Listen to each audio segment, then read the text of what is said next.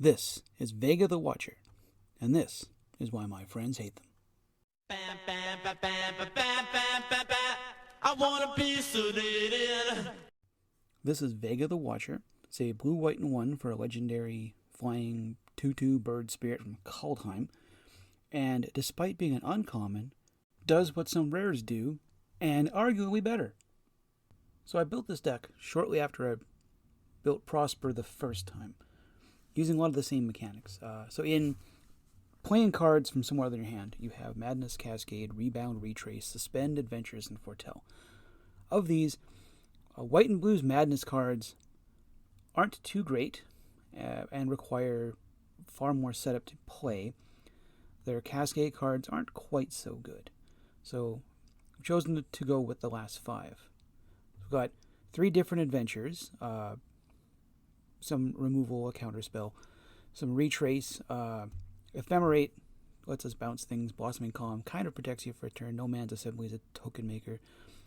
Went with 1 retrace card, and that's Una's Grace, simply because it has amazing repeatability later on, as you draw cards that aren't cards you need, but you wind up with lands. So as you retrace an Una's Grace with Vega out, it's a net 2 cards every time. And we get to lean on Suspend, because it's been supported rather well over the years, with the idea that you are using time as a resource instead of just cards and mana. We've got 3 mana rocks, some card drawing, a couple of weird creatures, and 2 cards that on the face are rather expensive, but they both have very different payments in terms of time. Deep Sea Kraken may say Suspend 9, but in a 4-player game, it's going to get cut down an awful lot due to other people just basically having to cast spells to do things. I'll admit, Heroes Remembered is mostly in there for the joke value. That's going to take 10 turns to go off to gain 20 life.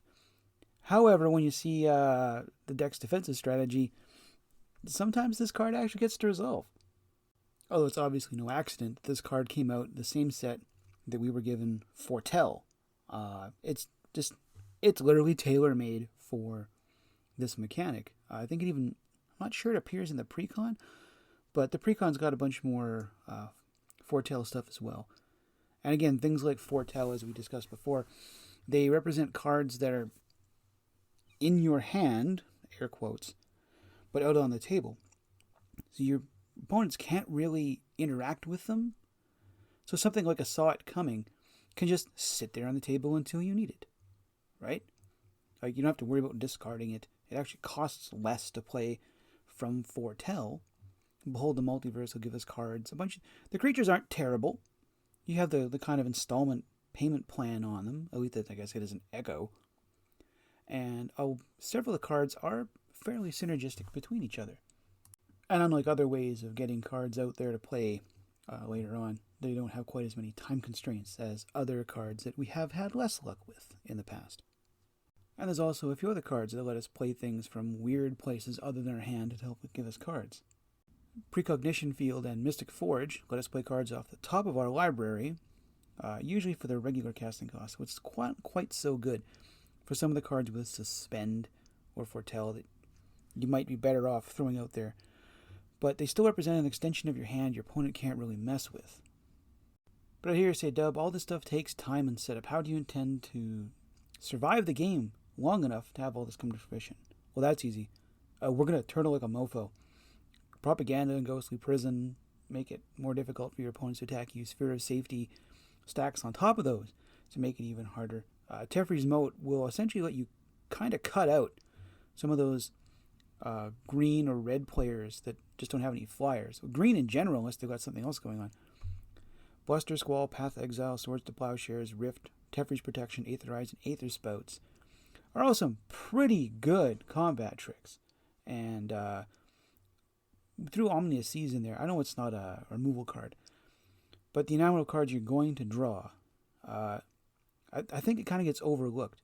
It doesn't take long for that to really, really pile up with a lot of counters on it, and no one pays any attention to it. They know you have to take 8 off, but once you manage to start drawing cards as you go and you go and you go, you suddenly have the ability to just throw like 3 8/8 Krakens into play all of a sudden, whenever you want.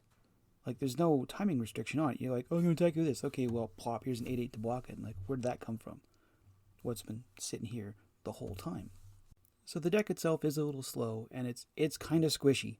I'm not going to lie. It's pretty squishy. However, I've managed to sandbag my way to victory in, I think, 2 or 3 games, simply because people look over, they notice you have next to nothing. It's really not worth attacking you, given the amount of resources they have to spend to do it. And if you have the ability to make it look like you're playing from a position of weakness, people will tend to leave you alone. This is one of the things I like about live Magic playing that I don't like about online, is that if you're good enough at disguising your weakness, if you can just sit there and look like you're obviously kind of not having fun, you're trying to stay in the game, you got a mitt full of cards, no one's bothered you all game, but you've put up 0 offense. You have the ability to be left alone while other people engage in fisticuffs at the table.